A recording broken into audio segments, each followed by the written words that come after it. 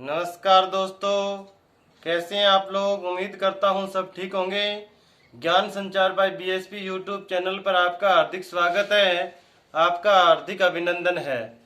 देखिए, हम वाक्य टॉपिक को लिए हुए थे और उस टॉपिक के अंदर हम संरचना एवं प्रयोग के आधार पर वाक्य के प्रकार 3 जो थे, सरल वाक्य यानी साधारण वाक्य, संयुक्त वाक्य और मिश्रित वाक्य, हम उसके ऊपर विस्तृत वार्ता कर चुके हैं। आज वाक्य का दूसरा भाग यानी अर्थ के आधार पर वाक्य के प्रकार हम अच्छे से पढ़ेंगे। देखिए, अर्थ के आधार पर दूसरा हमारा जो प्रकार है, अर्थ के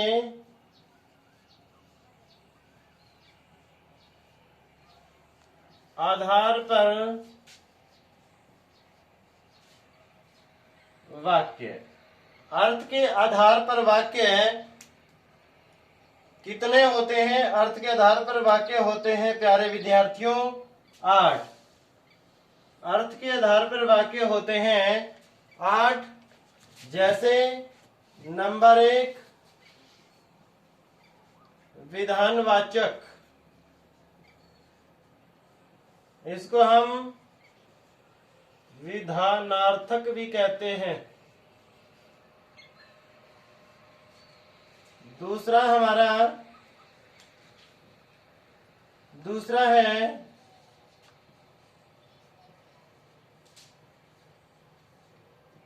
संकेतवाचक या संकेतार्थक। तीसरा है संदेहवाचक। चौथा है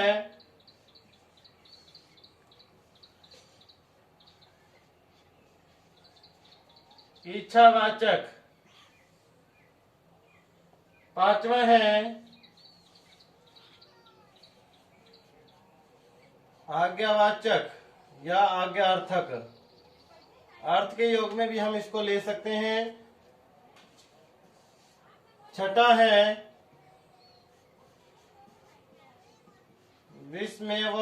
विस्मयवाचक या विस्मय अर्थक वाच्य। सातवां है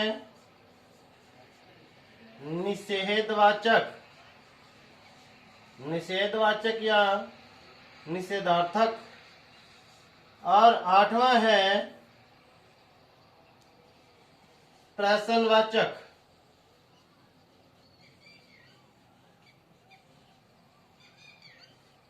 प्रश्नवाचक वाक्य। देखिए, ये 8 प्रकार के वाक्य होते हैं। अर्थ के आधार पर वाक्य के प्रकार होते हैं 8। नंबर 1, विधानवाचक या विधानार्थक। दूसरा संकेतवाचक या संकेतार्थक। तीसरा संदेहवाचक या संदेहार्थक। चौथा होता है इच्छावाचक या इच्छार्थक। पांचवा होता है आज्ञावाचक या आज्ञार्थक।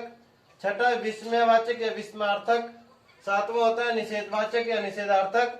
और आठवां होता है प्रश्नवाचक या प्रश्नार्थक। जरूरी नहीं है ये इसी क्रम में हो, इसी सीरीज में हो, ये पहले आ सकता है, ये बाद में आ सकता है। हमें तो ये 8 के 8 नाम पता होना चाहिए और 8 के 8 वाक्य हमें अच्छे से इनको आना चाहिए। बस हमें तो इससे मतलब है, न कि ये क्रम में पहले ये नंबर, इसकी कोई जरूरी नहीं है। हम एक एक के ऊपर अच्छे से वार्ता करेंगे। देखिए,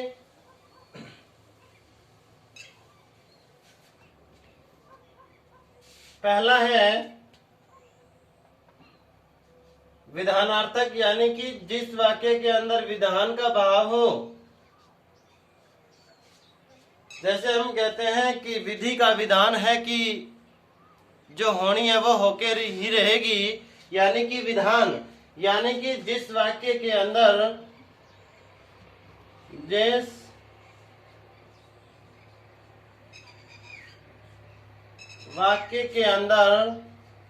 या जिस वाक्य में क्रिया हो उसे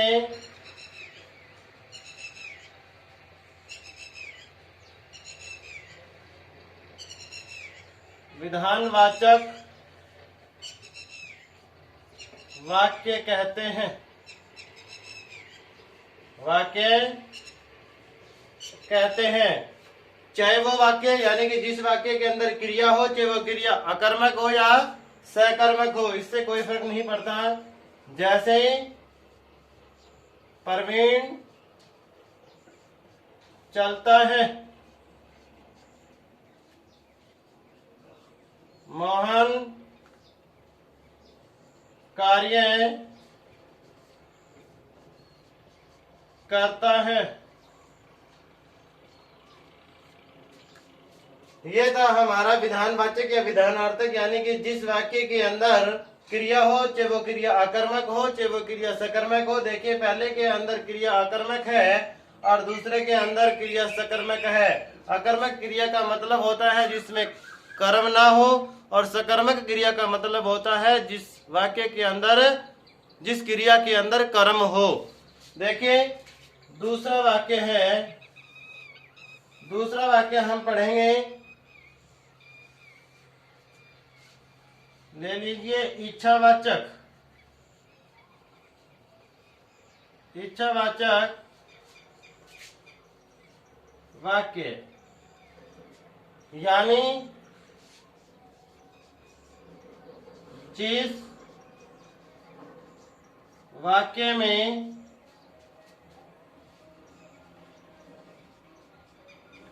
इच्छा का भाव हो उसे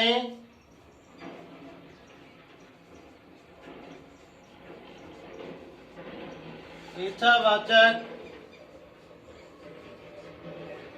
वाक्य कहते हैं। देखिए उदाहरण, यानी कि जिस वाक्य के अंदर इच्छा का भाव हो उसे इच्छावाचक वाक्य कहते हैं। उदाहरण देखिए इसका, मेरी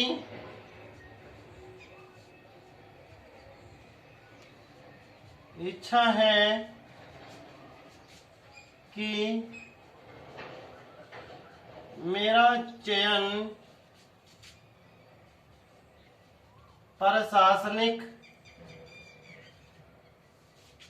सेवा में हो, सेवा में हो। यानी कि मेरी इच्छा है कि मेरा चयन प्रशासनिक सेवा में हो, यानी कि मेरा सिलेक्शन है वो प्रशासनिक सेवा में हो। ये क्या है, मेरी इच्छा है। और इसके अंदर आशीर्वाद, यानी कि जो भी आशीर्वाद दिया जाता है वो आशीर्वाद इसी के अंदर आता है। यानी कि दुआ, यानी कि साप या श्राप या बद्दुआ,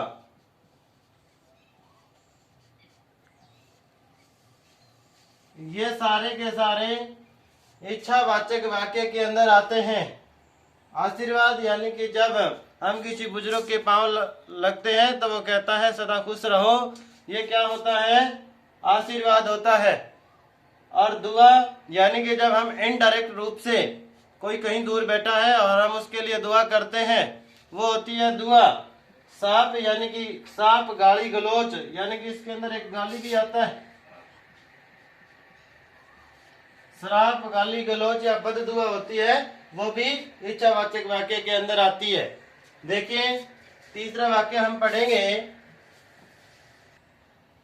तीसरा है संकेतवाचक। तीसरा है संकेतवाचक वाक्य, और इसको इंग्लिश के अंदर कंडीशन, यानी कि जिसको कंडीशनल सेंटेंस हम कहते हैं। इफ वाले वाक्य, इफ वाले वाक्य आते हैं उसको कहते हैं कंडीशनल सेंटेंस, को हम कहते हैं हिंदी व्याकरण के अंदर संकेतवाचक। यानी कि जिस वाक्य में शर्त दे रखी हो, शर्त दे रखी हो उसे संकेतवाचक वाक्य कहते हैं। जैसे यदि तुम पढ़ते तो अवश्य पास हो जाते। पास का यदि हमें ज्यादा ही हिंदी लिखना है तो उत्तीर्ण हो जाते। यदि तुम पढ़ते तो अवश्य पास हो जाते, यानी कि यहाँ पास होने की क्या कंडीशन है कि यदि पढ़ते तो, यदि पढ़ते तो, यदि तैरना आता तो वो डूबने से बच जाता। ये कंडीशन है क्या कि यदि उसे तैरना ही आता तो वो बच जाता। देखिए ये है संकेतवाचक। चौथा है संदेहवाचक। संदेहवाचक वाक्य यानी जिस वाक्य में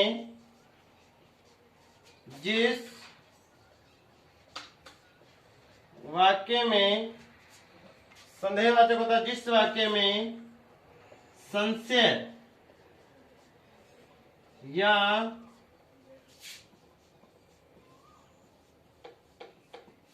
संदेह का भाव हो उसे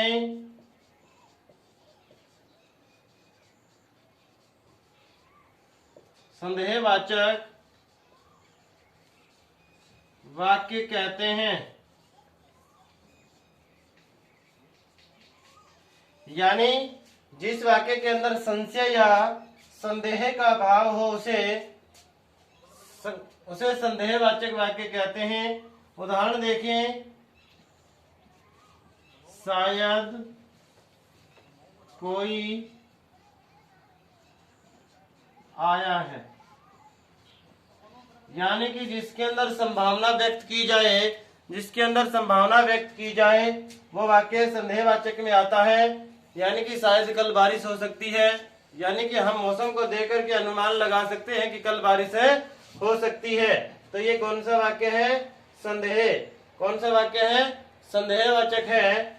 देखिए देखिए पांचवा आज्ञावाचक या आज्ञार्थक वाक्य या आज्ञार्थक वाक्य, यानी जिस वाक्य में आदेश या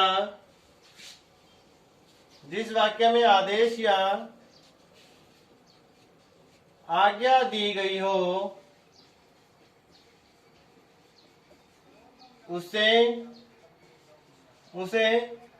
आज्ञावाचक वाक्य कहते हैं। आज्ञावाचक वाक्य कहते हैं। जैसे खिड़की खोलो, आप नहा लो, यानी कि जिसके अंदर आप विद्यालय चले जाओ, आप विद्यालय जाओ, यानी कि जिस वाक्य के अंदर आज्ञा दी जाए या आदेश दिया जाए वो वाक्य कहलाता है आज्ञावाचक। वो वाक्य कहलाता है आज्ञावाचक।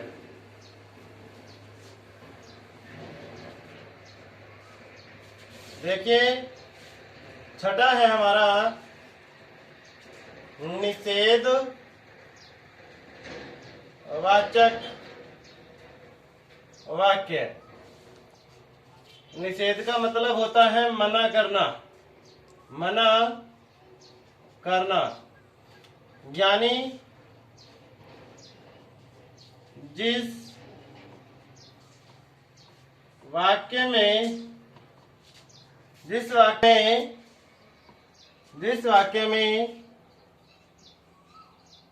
मना, मनाई, मना किया गया हो या निषेध किया गया हो उसे निषेधवाचक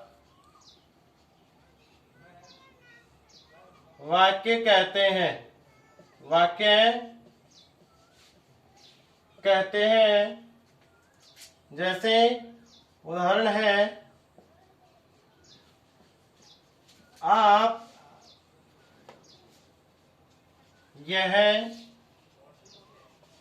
कार्य ना करें।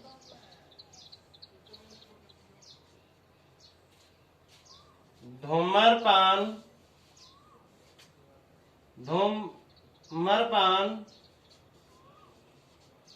निषेध है, या हम लिखते हैं वर्जित है, या ऐसे भी कह सकते हैं धूम्रपान नहीं करना चाहिए। यानी कि जिस वाक्य के अंदर निषेध का भाव हो, मना का भाव हो या ना का प्रयोग किया जाए, वो वाक्य कहलाता है निषेधात्मक वाक्य, यानी कि निषेधवाचक। छठा देखिए प्रश्नवाचक। छठा देखिए सातवां है प्रश्नवाचक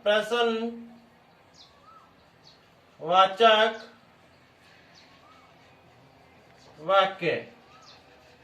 यानी जिस वाक्य में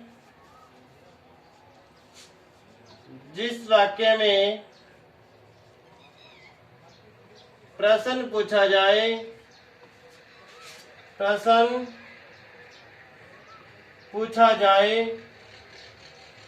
उसे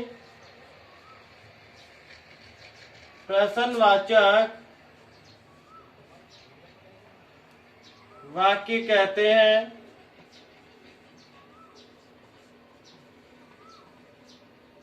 देखिए उदाहरण, जब हम किसी से मिलते हैं कि आपका नाम क्या है, आपका क्या नाम है, यानी हिंदी व्याकरण के अंदर ककार यानी कि क वर्ण से जो शब्द बनते हैं वो प्रश्नवाचक के अंदर आते हैं। यानी कि क्या, क्यों, किसे, कब, ये सारे के सारे वाक्य हैं, ये सारे के सारे शब्द कौन से वाक्य के अंदर आते हैं? प्रश्नवाचक वाक्य के अंदर आते हैं। देखिए आठवां और अंतिम वाक्य का प्रकार है विस्मयवाचक वाक्य। यानी कि जिस वाक्य में आश्चर्य या हैरानी का भाव हो उसे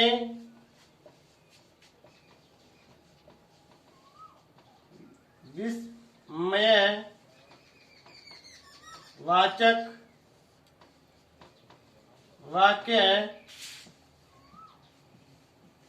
कहते हैं। उदाहरण देखिए,